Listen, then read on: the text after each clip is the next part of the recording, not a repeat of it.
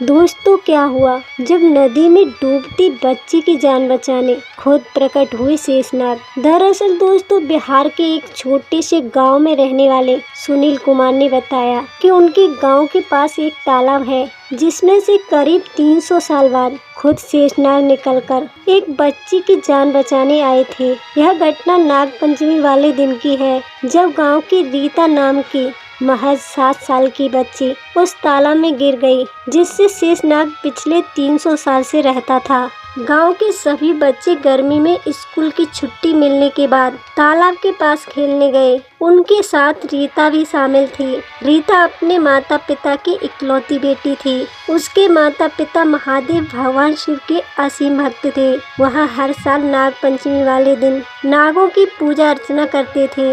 एक दिन रीता अपने साथियों के साथ तालाब के पास खेलने गई। खेलते खेलते बच्चे तालाब के पास पहुंच गए। अचानक से रीता का पैर गीली मिट्टी में फिसल गया और रीता तालाब में जा गिरी। तालाब के आसपास बच्चों के अलावा वहां कोई अन्य व्यक्ति नहीं था जो उसकी समय होते मदद कर पाता। उसके अन्य साथियों ने शोर मचाना शुरू कर दिया। बच्चों की आवाज सुन सभी गांववासी तालाब के पास आ गए। वहीं रीता तालाब में डूबते हुए नदी के अंदर चली गई। बस उसका दायां हाथ ही हिलते हुए नजर आ रहा था। रीता के माता पिता का रो रो कर बुरा हाल हो गया और वो महादेव से गुहार लगाने लगे, हे प्रभु हमारी मदद कीजिए, किसी भी तरह से हमारी बेटी की जान बचा लो। दोस्तों इतने में ही नदी के अंदर से शेषनाग निकले और अपने फन पर रीता को बैठाकर नदी किनारे ले आए। यह दृश्य देख लोगों के रोंगटे खड़े हो गए और शेषनाग नदी के अंदर चले गए।